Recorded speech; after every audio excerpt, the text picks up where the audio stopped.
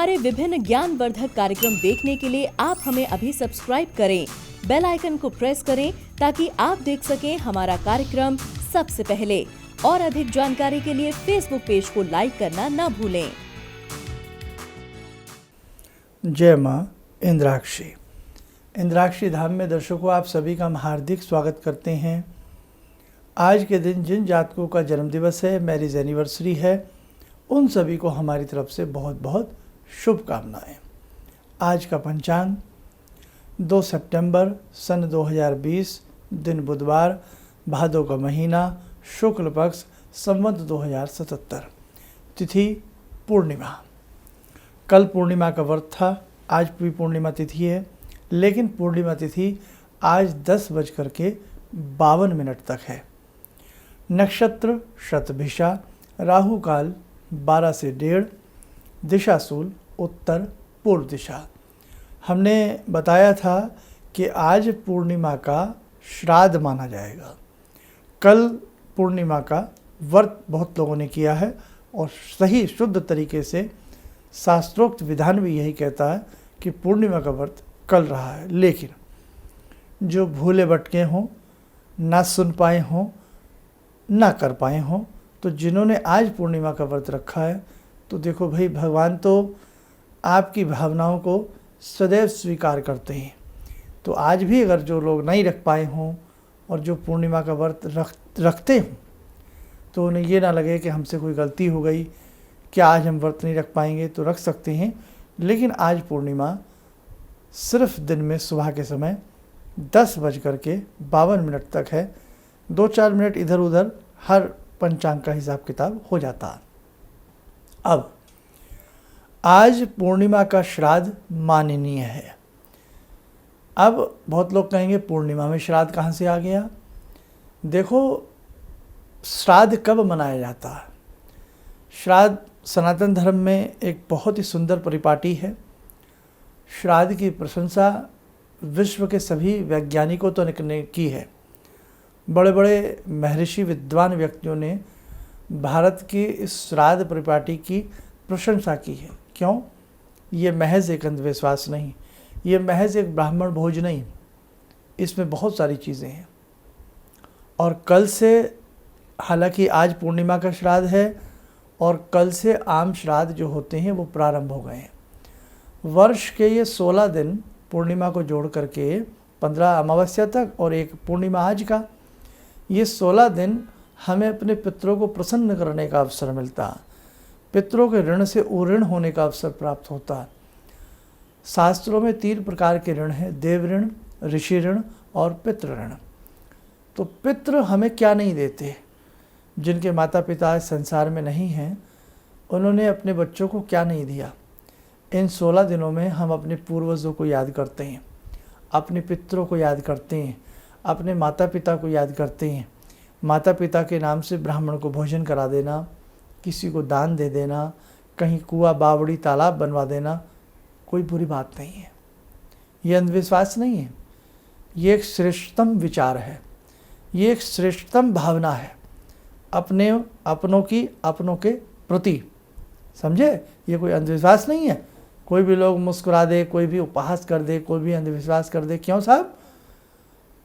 आप भूल जाइए अपने माता पिता को मरने के बाद। हम तो नहीं भूल सकते, हम क्यों भूलें? हम तो जीते जी भी अपने कलेजे से लगाएंगे और मरने के बाद भी लगाएंगे, हम क्यों भूलें?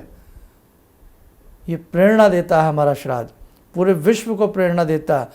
पूरे विश्व के किसी धर्म में ये चीज़ नहीं है जो सनातन धर्म में है। 16 दिन हमारे ऋषियों ने फिक्स कर दिए। ये वैसे 15, लेकिन पूर्णिमा को गिन के 16 बता रहा हूँ। ये 16 दिन फिक्स कर दिए कि बेटा, वैसे तो तुम याद करो ना करो, पर कम से कम इन 16 दिनों में तो उन्हें याद कर लेना जिन्होंने तुम्हें ये देह दी है, जिन्होंने तुम्हें अपना नाम दिया है, अपना गोत्र दिया है, अपनी वंशावली में जिन्होंने तुम्हें शामिल किया है। समझे आप? माँ के गर्भ से ही शहीद पैदा होते हैं, माँ के गर्भ से ही ऋषि पैदा होते हैं, माँ के गर्भ से ही हम जैसे तुम जैसे पैदा होते हैं। माँ ना हो तो कोई जन्म नहीं ले सकता। इसीलिए ये ऋण हम कभी उतार नहीं सकते। ये 15 दिन चूक मत जाना मेरे दर्शकों। तो आज 11 बजे से पहले पहले हम 1, 2, 3 ब्राह्मणों को भोज करा सकते हैं। और जिनके पितरों का श्राद्ध प्रतिपदा को होता है, प्रतिपदा को पड़वा भी कहते हैं, तो वो कल करिए। द्वितीया परसों है, तृतीया उससे अगले दिन है। इस बार कोई भी किसी भी तिथि का हास नहीं है, कोई तिथि कमज़ोर नहीं पड़ रही है। अमावस्या ग्रंथरु। अब श्राद्ध किस तिथि में किया जाए? वैसे तो मैं एक इसके लिए स्वतंत्र वीडियो आपको शायद आज ही आपको मिल जाएगी। जिस तिथि में कोई मरता है उस तिथि में श्राद्ध नहीं होता। जिस तिथि में उस देह को मुखाग्नि दी जाती है, अग्नि दी जाती है, उस तिथि में उसका श्राद्ध किया जाता है। जब तक देह मृतक की विराजमान रहती है तब तक उसकी आत्मा उसके चारों तरफ मंडराती रहती है, समझे? क्यों? वो उसका घर था कभी, ये शरीर उस आत्मा का घर था, वो मंडराती है उसमें वापस आने के लिए। लेकिन भगवान के सिस्टम है, बड़े कंप्यूटराइज हैं, वो विफल नहीं हो सकते। वो आपको कहेगी, माँ को कहेगी, पिता को कहेगी, पुत्र को कहेगी, जो भी हमसे बिछड़ता है।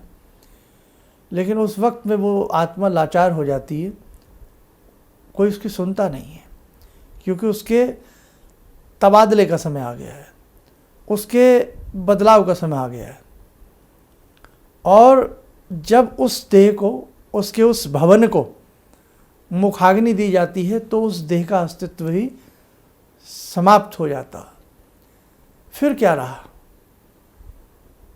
जिस रूप में, जिस शक्ल में, जिस नाम में वो आत्मा बसती थी, उसका अस्तित्व भी नहीं रहा, अग्नि साथ हो जाता। फिर वो चंद्रलोक से ऊपर यमलोक होता है, वहाँ उसका वास होता है।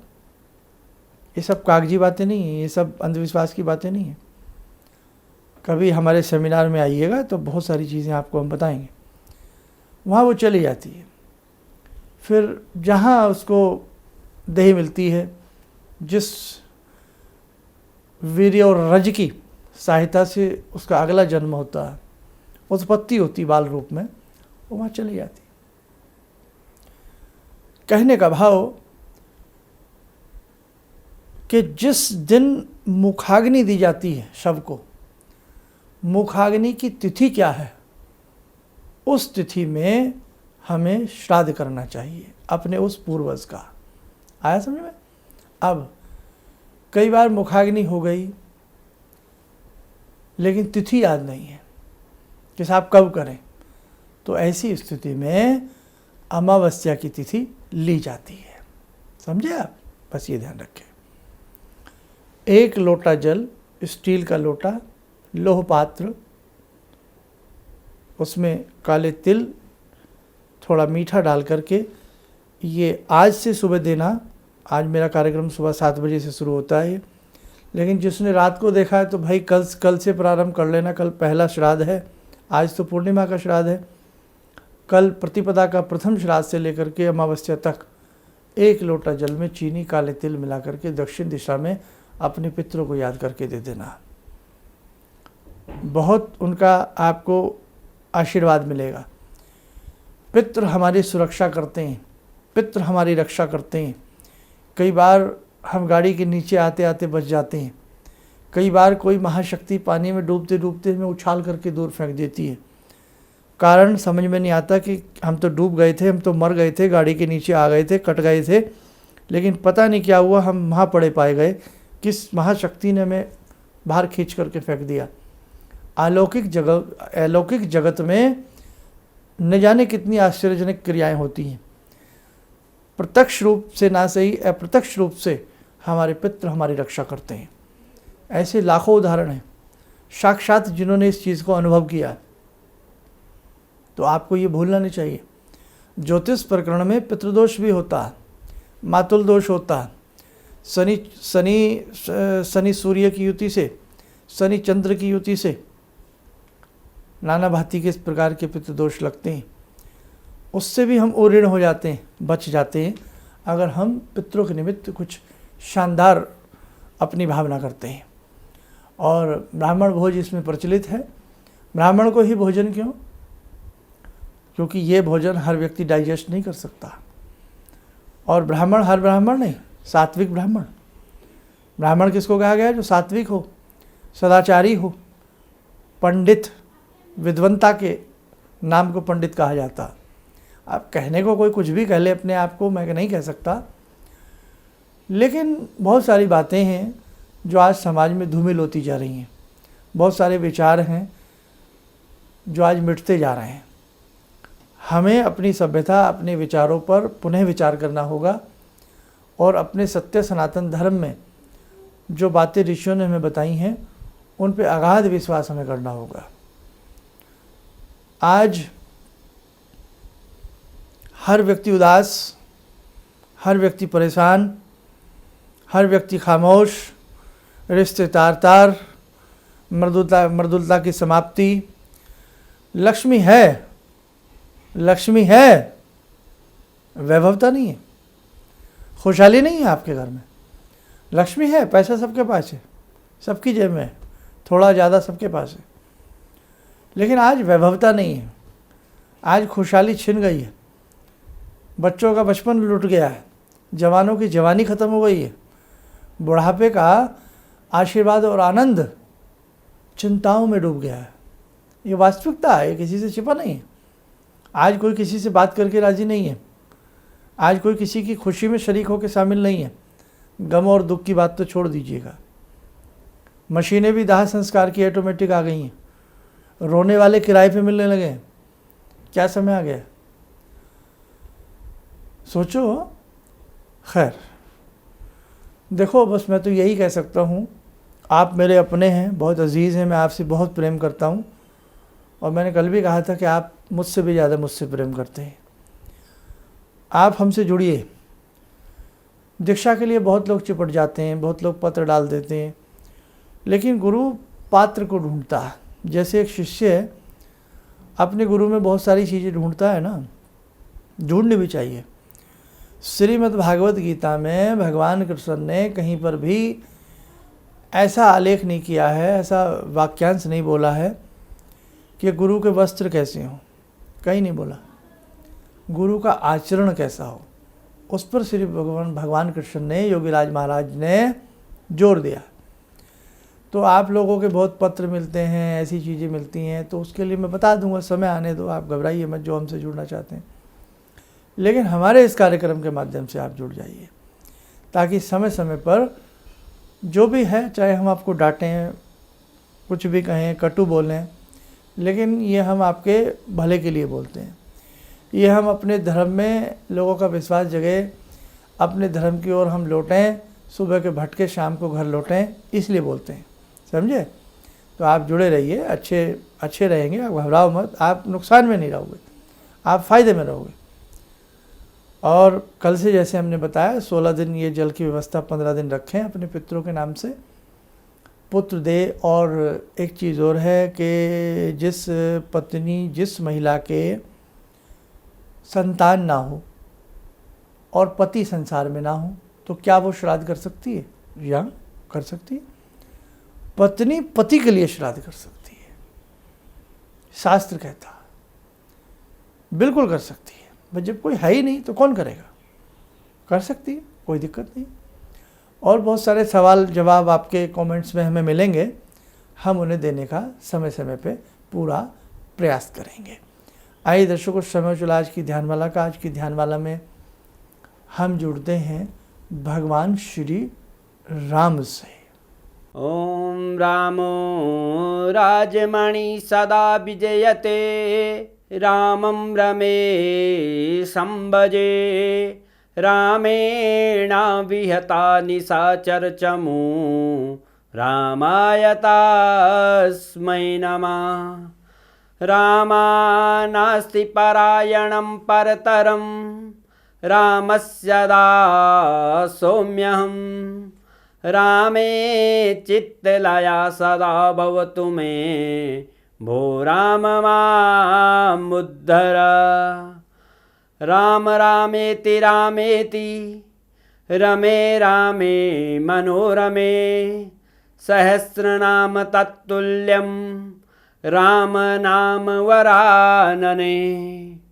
आदो राम तपोवनं दिगमनं हत्वा मृगं काञ्चनं वैदेहीहरणं जटायुमरणं सुग्रीवसंभाषणं बाले निग्रहणं समुद्रतरणं लङ्कापुरे दाहनं पश्चात् रावणकुम्भकर्णहननम् एतद्धि रामायणम्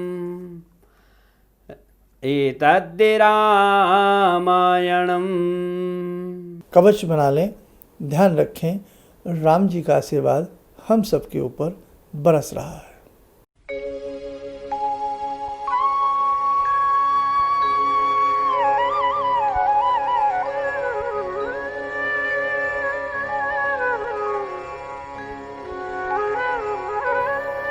ओम बोलते हुए नेत्र खोलें, सामान्य हो जाए।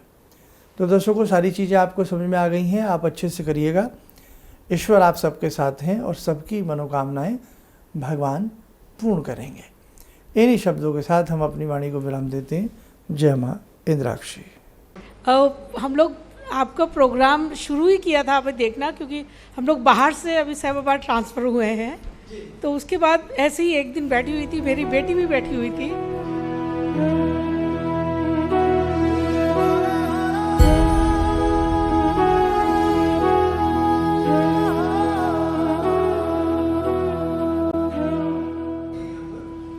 उस टाइम उसके बाद जॉब नहीं थी।